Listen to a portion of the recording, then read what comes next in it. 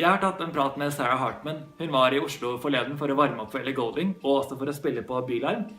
Så hun hadde en busy dag foran seg, men jeg fikk heldigvis klemt inn et lite intervju. Hun var en veldig, veldig sprudlende jente. Jeg hadde ikke så utrolig mange spørsmål forberedt, men hun drev veldig samtalen av seg selv, så vi satt og pratet i en halvtimes tid. Vi hadde det så hyggelig. Så her er da det beste ut fra samtalen vår. Jeg håper dere synes det er gøy å se på. Ok. Good. Legit as fun. Yeah. That's a good start. Yes.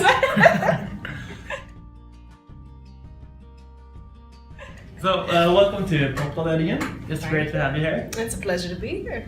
I know you have quite a busy day. You're playing both with Ellie Goulding and then Bylarm afterwards. Oh yeah, oh yeah. Do you get nervous before these kind of shows, or?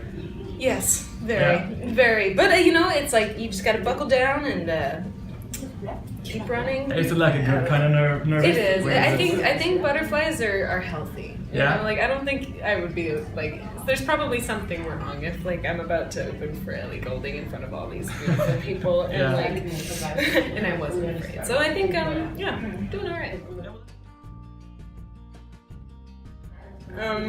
Well, I mean, this Ellie tour has just been beyond a dream. I mean, it's like, you know, I remember getting the call. It was I submitted the music because she was looking for somebody to open for her for the European leg, and it was, you know, I would have been happy if like Ellie Goulding even heard my song. You know, like I would have just like exploded. But then, you know, I got a call from my management. Like, we got the slot. Wow. Yeah, and it was, you know, a little bit close to the time that we were supposed to be on the road, so we were like, all right, we gotta get real quick. And but it's been really amazing, you know. It's like the people are really nice. I mean, the crowds are beyond responsive, so yeah, it's been really cool. Yeah, because I was curious about how you got that gig, because it's a great opportunity. Yeah, it was honestly, I think it's her.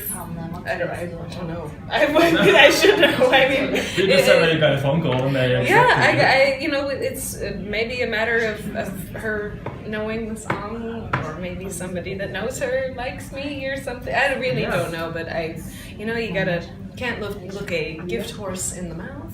Yeah. Right? That's a good saying. Right? It's pretty weird, I know.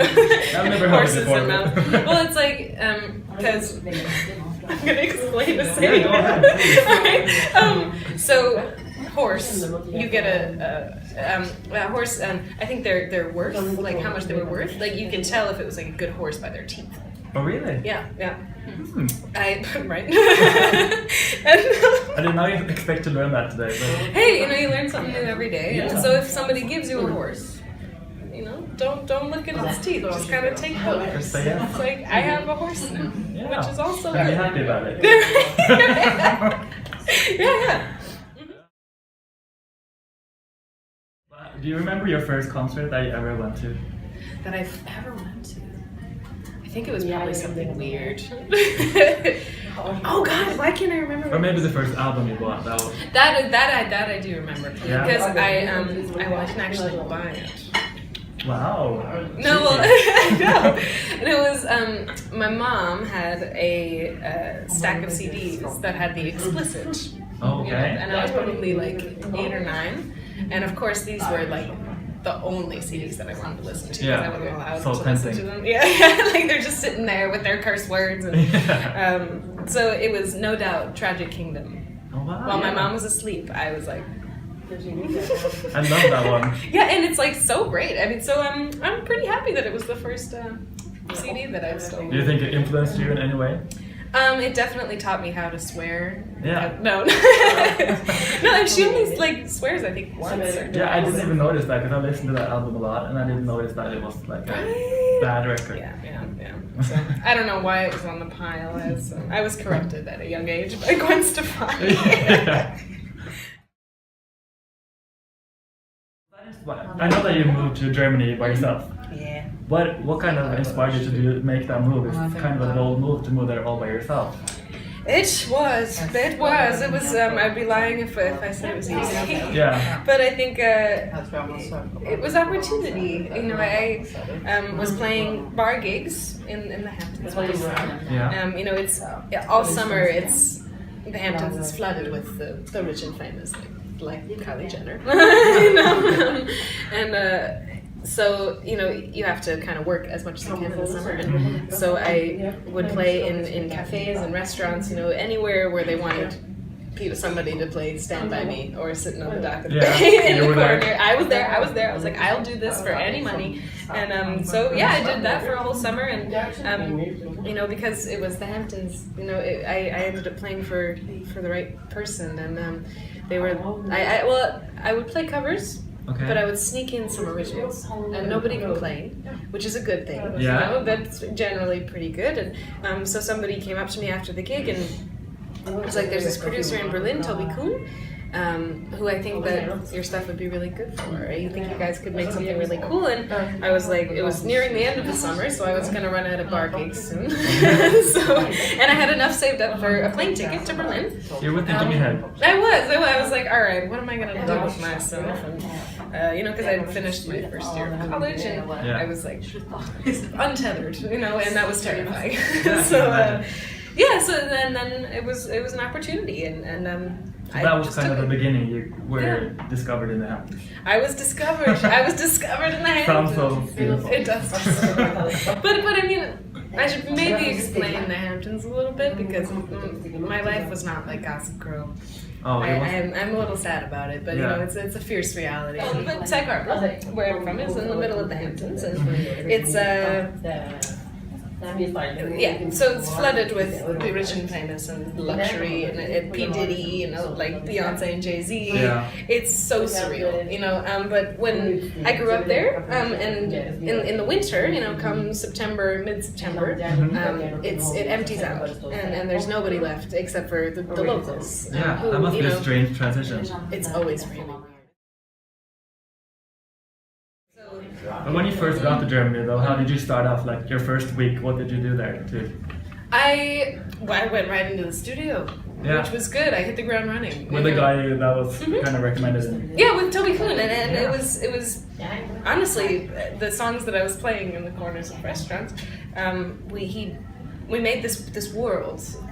Like I brought in my like, you know, singer-songwriter, you know, like all heart, you know, and he made, inspired by, you know, the 90s art rock, you know, like Flaming Lips, like this it's chaotic, but it's also like there's a power in that, you know, and I think like to use like the singer-songwriter thing, you know, and to bring in that kind of just like kick-assness, which is a word that I totally. It's a good word. Thanks. Yes, kick-assness, yeah. So this was all the inspiration behind Monster Lead Me Home. Did you come up with that in Germany? Yeah, it was I landed and I was like, what? What are you doing? But then, you know, I decided to, you know, as artists, maybe you should. I put everything that I was feeling and all the questions and that I had about everything into this song, and it was the first one that I wrote when I landed, and it was the monster. I was in a fit of homesickness. I watched Spirited Away, which is an anime movie, and then also Where the Wild Things Are. So it put an image to what I. Because that has like a monster creature in it, right? And they're big and fuzzy, and just I wanted to hug them, and I really wanted to hug. You know, so it's not like a scary monster, right? No, it's not. I mean, it's traditionally not. Cuddly, you know, I guess, but kind of in a strange way. It's not puppy. But puppy lead me home is, you know, not as that doesn't make it sound. I agree. Thanks.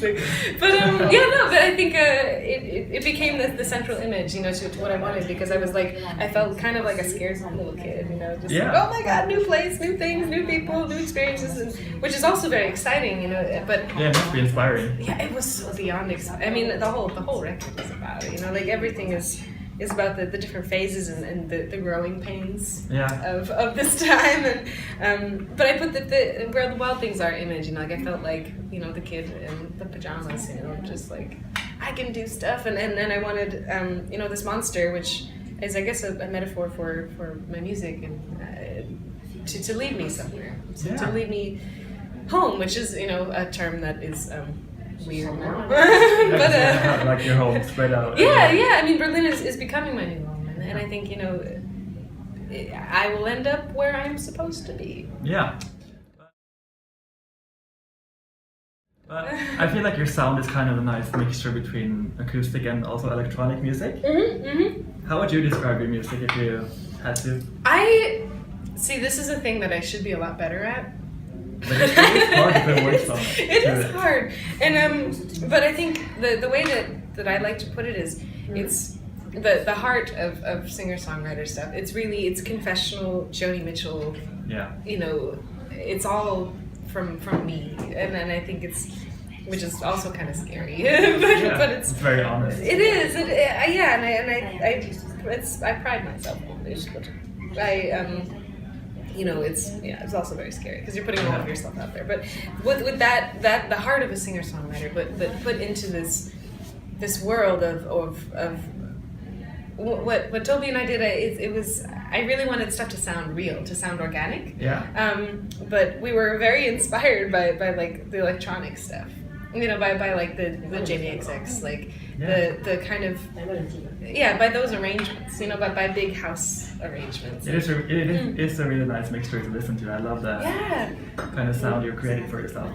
Thanks, man. Thanks. And so we used like real drums to play electronic beats. We used lots of guitars to make like weird sounds, like that kind of sounded like electronic sounds, and so we had a lot of fun in the studio. You mentioned your Jamie XX the sound because you've covered one of his songs. I did. So far you only have 2 songs available to listen to, and that's one of them. So why did you choose that one specifically to cover? Do you have a certain relationship with that song? I mean, well, first, In Color is brilliant. Yeah. And second, I've always kind of admired what the XX and Jamie and the XX, one of the XXs, they create so much out of so little. It was, Rami, Jamie, and guitar, bass, and drums, and the 2 voices, and they created they moved so much with so little, they created such a power with so little, and I was always very fascinated by that, and so when In Color came out, I was like, download all, Spotify, available offline, so I could walk around. So that's one of your favorite records. Definitely during the writing of the album, it was top. I really loved it. And Stranger Worm just kind of stood out lyrically for me. Because it was, Berlin is known for partying, and I partake every once in a while. But there's this lonely side to it also, and I think that's what Stranger kind of touches on. And it's a little depressing, but I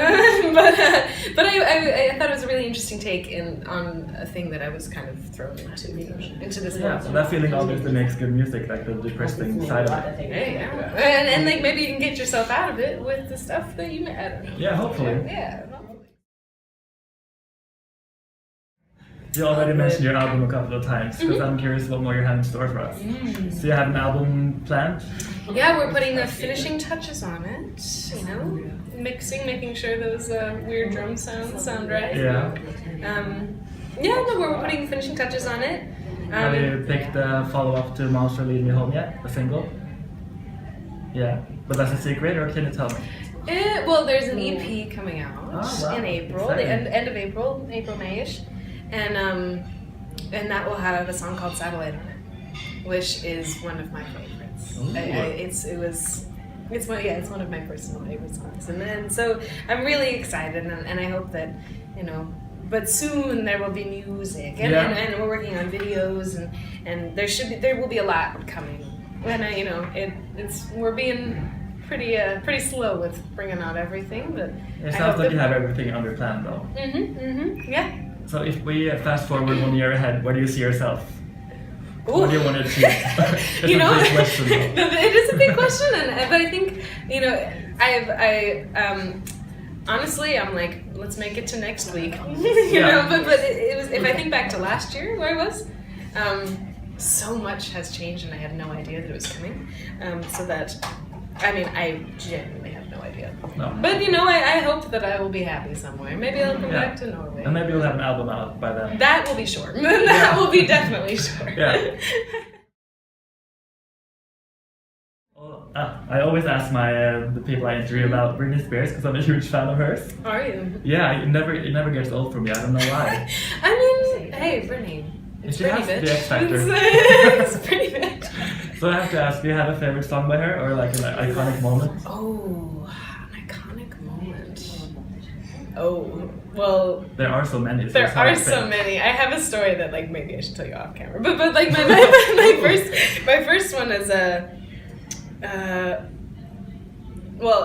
me and my brother, or we started this kind of you better work, bitch. You know, it's like just kind of because like using it daily. And yeah, well, we just kind of like added into our conversation. Yeah. You know, it's like me too. It's like I gotta wake up so early. You know, it's like I got an interview or I have like so many shows today. It's like you better work, bitch. Yeah. So it fits in perfectly. Yeah, it fits in perfectly. So I think that should be a saying that everyone uses at all times. But my other story is one of the first nights, it was over the summer, and I met a drag queen called Candy Crash. Okay. And Candy knows how to party, and it was Britney Spears night. Ooh. I think at the club. Was that Candy person dressed up as Britney Spears? No, but a friend of hers was. Oh. But it was like everybody was performing. It was beautiful, and you know, I had probably the best night of my life. So you created like your own moment with her. I did, exactly. You know, like and Britney, and it was beautiful. But I think you better work, bitch. You know, let's see, like party time is over. Yeah. You better work, bitch. I like that answer because everyone says toxic right away, and I love that song, but it's fun to have something else. Right? And I think it's just so quotable. It's like so usable. I know. Yeah. And it's good. Also, if you seek Amy. Yeah, that was great. I remember I was in 7th grade or 8th grade. I don't remember really, but it came out and nobody got it, like myself included. Me neither. Right, and it was just one of the biggest epiphanies of my life. Yeah. When you finally put it all together. Seek Amy. What are you it saying? matters. And yeah, so that was also a big Britney moment.